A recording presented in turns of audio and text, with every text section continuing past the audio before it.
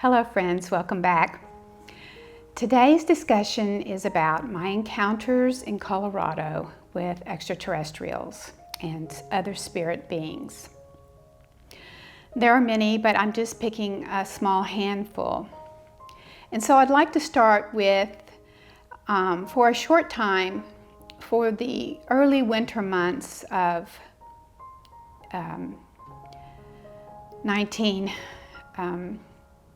1990, to figure out where I am, 89 to 90, early winter months, I was living in a cabin in Mancos.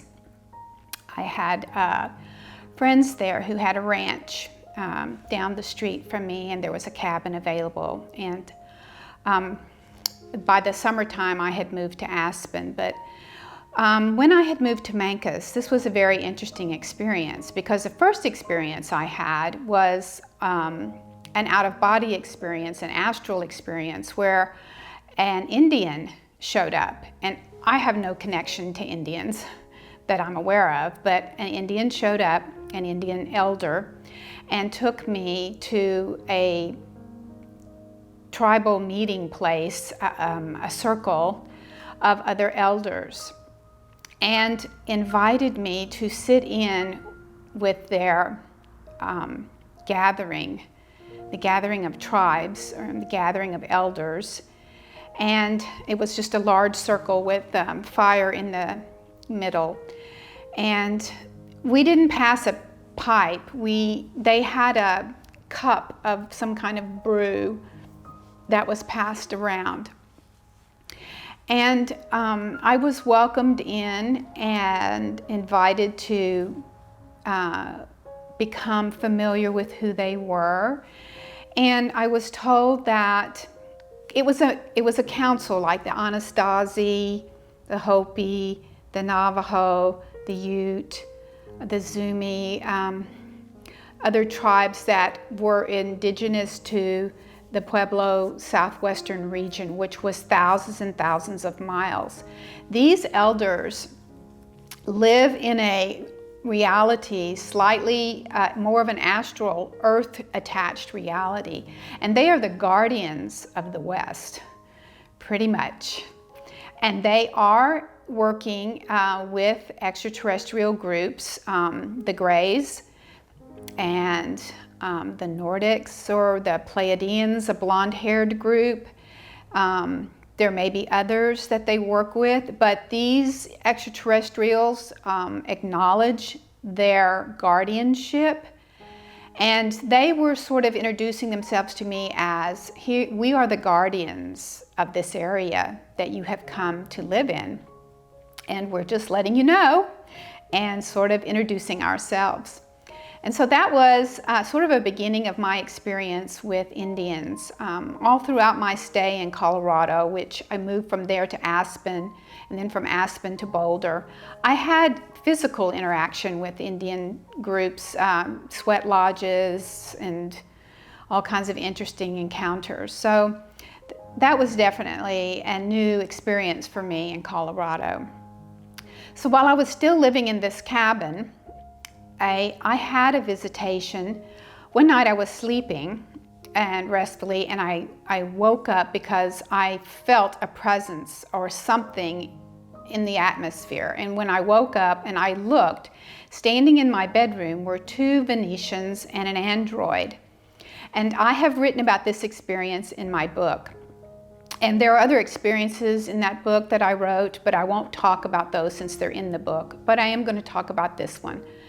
And so these Venusians, this was a physical encounter. These Venusians were tall, 7 feet, and more elongated heads and more elongated fingers.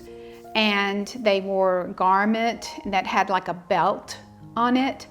And there was an android with them. And they explained to me that they had noticed my frequency or my light, and they wanted to let me know that there's an underground base. I was living on this cabin. It was up on a hill, and besides my cabin, there was a neighbor next to me who lived there full time. and he owned a lot of the land around on that hill. And so these Venetians were telling me there was underground bases underneath this hill and all throughout this area. It's just packed with underground bases.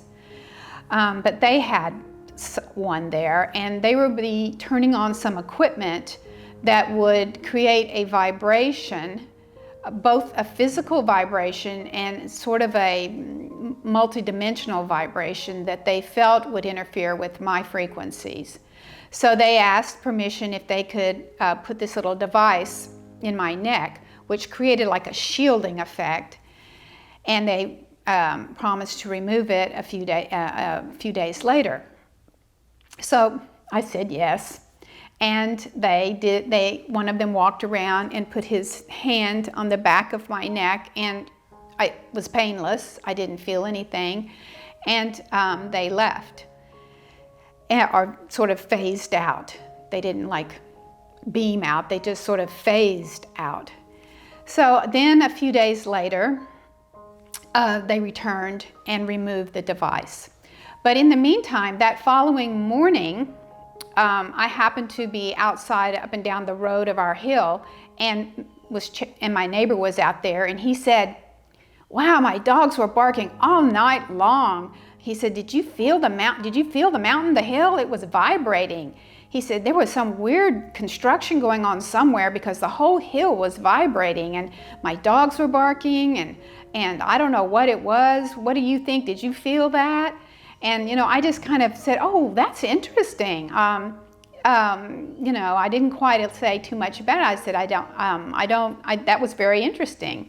And I didn't really say too much more. I didn't know really to say, "Oh, I felt it and let's talk about it." I just wanted to leave it alone. So I just said, "Oh, that's really interesting," And so there was, again, my neighbor was feeling this vibration, the physical vibration, which was more like a sort of a humming, sort of shaking, not an earthquake kind of shattering, just a whole thing was sort of shaking.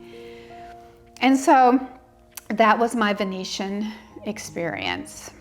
Then at that time period, I also had a very close friend of mine, a girlfriend. She'd been my friend for many years. She came to visit. And she was a lot like me in that she could astral travel. She could hear other realms and communicate with other beings. And so we were kind of compatible as far as friendships because I had someone to talk to about my experiences, and she could talk to me about her experiences. She came to visit. And the first night she was there was a skylight above the bed. And she was awakened with this beam of light that came through the skylight that seemed to be tracking her. But we didn't really know, when she was telling me about the experience, she didn't know what it was, whether it was a spaceship or a helicopter or what, but it was very interesting. So while she was there, we went to visit the neighbor down the street that I knew, and she knew. We both knew this lady who was a lady rancher, and we had gone to visit her a few times. And one time we decided we would go out. It was in the evening, around 11 to almost 12, maybe closer to 12. We went out in the horse pasture, just my girlfriend and I. We went way out in the horse pasture. We had this sense that maybe we would make some kind of connection or possibly bless the land. We do some energy work. We weren't quite sure why we were out there, I think. We were just feeling that we were being guided out there. So while we were out there, we did have a visitation. There was a ship that came over, and they began to communicate both with me and my girlfriend telepathically. And they were pouring some energies through us and into the ground, and we were having sort of this kind of communication going on. And I got a download, or a way that the female extraterrestrial downloaded into my mind a vision of her standing in the ship. So when I was standing there with my girlfriend, I went, "Oh, I see them. I see the ship, I'm on the ship, and I can see her. And whether I was bilocating on the ship or it was a download from her telepathically, a mental image of her on the ship, it happened so fast, I still felt in my body. So I think it was more of a mental download, a vision. And so I saw her on the ship. She was a blonde, fair-skinned, and she was in a jumpsuit, like a silvery jumpsuit look. And this all happened very quickly, so I don't know whether she was Nordic or Pleiadian, but she was a blonde, part of that blonde race. Because no sooner had I gotten this download and was beginning to sort of communicate on a more visual level with the ship above us, that they began to take off because we could hear in the distance helicopters. And so they disappeared, and while my friend and I were still standing there, a helicopter flew over us, and they had their little searchlight, and they sort of, scanned us with their searchlight, and we appeared probably harmless and not of any interest, and they kept going, shooting on directly towards following the ship that had left. And so that was an interesting encounter that I had while in Mancus. So I moved into Aspen. I've had some encounters in Aspen, but I'm going to kind of skip over those, and I'm going to move to, I had encounters with some of the sort of the beings in the mountains up in Aspen. I'll say briefly, when I'm in Aspen, and I did a lot of hiking in that area, there was a lot of energy beings or spirit beings or nature beings that I encountered. And so the next one that was kind of interesting to tell is when I was living in Boulder and was already married by that time, and my ex-husband and I had gone on a whitewater rafting trip in Idaho. And it was one of those trips where you were out for like a week, or almost, not quite a week, but I guess 5 days or so. And we were going down one of the whitewater rafting trails. And it was one of those whitewater rafting trips where it was camping. So you took everything in and you took everything out and you left nothing behind so that it would stay natural and pristine and untouched. And it was like a lot of it was canyons, most of it was canyons. And some rapids and some smooth boating. And a couple of days into this whitewater rafting trip, I was asleep in our tent, and I felt some kind of pressure, like something was touching me. And I woke up, and there were these two female beings in my tent. And I sat up, and my husband was sound asleep at the time. It did not disturb him. And they didn't speak. They telepathically communicated. And so we were telepathically communicating. And these, again, were light-headed, were light-haired, very fair, almost white kind of skin color, and white colored hair almost. No, they had some color to their hair. But it was a very blonde color, and their skin was pale. One of them had a little headband on, the other one didn't. And they had long fingers, very delicate, fragile, etherical, long fingers. And they were sitting there just kind of studying me. They had tuned in to my light, that they saw there was a light frequency in the canyon that was interesting to them. And so they wanted to go and see who it was. So they sat with me and they began to read my energy field. And of course they knew anything and everything they wanted to know about me. But they began to talk to me about my name, Sara, and the frequency and vibration that it carried. And we talked about my name. I told them that it was given to me in a ceremony many years ago in the 1980s by Lord Michael or Lord Michaelu, or some, humans have kind of humanized it and called him Archangel Michael, but it's Michael, Michaelu.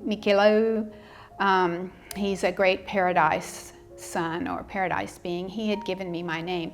But at any rate, that's another story. At any rate, we were talking about the weight of the name, Sara. And I had told them, yes, I'm growing into the name. The name is bigger than me. And they were pronouncing it all different kinds of ways, using different kinds of accent on different parts of it, and they were sort of translating it into their language and giving it back to me. And we just had this exchange of vibration through mostly working with my name for some reason. They were fascinated with the name because the name was multidimensional, it was multi-vibrational, and I was, when we were talking about the weight of my name, it's because there's a lot of the vibration of my name that I'm not, at that time, was not tapping into yet. And names are very powerful. They carry more than one vibration. And so they were fascinated with playing with the name. And after that, they kind of bowed in sort of a reverent, we're done now sort of feeling, and they phased out. And I went back to sleep. And so those were some of the interesting ET encounters I had while in Colorado. There is a lot of extraterrestrial activity in Colorado. There are underground bases that are all over the West, and my ex and I, we hiked a lot of those mountains, and he hiked a lot of those mountains before he met me.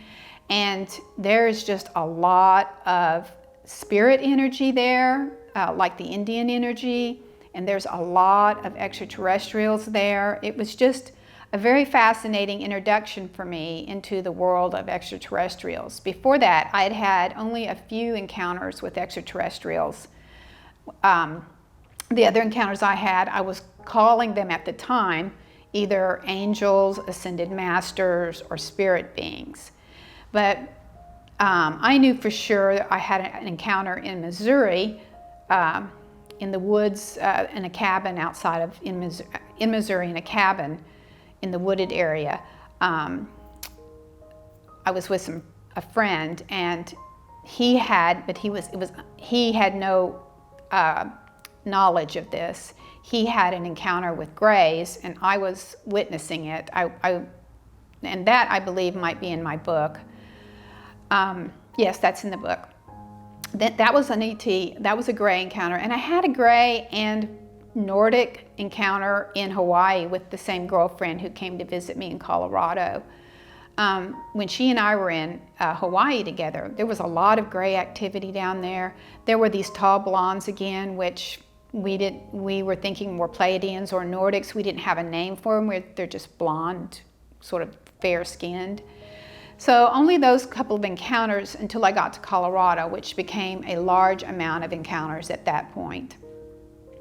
And so that's some of the some of my experiences when I lived in Colorado, and I'm offering them for contemplation. And maybe you've had your own experiences. If you have, please post in the comments below, especially any kind of experiences that seem similar, because we all have experiences. And if you live in certain hot spots in your country or in America, there are sort of hot spots, you probably have had some experiences. So please feel free to post your comments. I'll be glad to read them. And so thank you very much for visiting with me today and listening to my stories.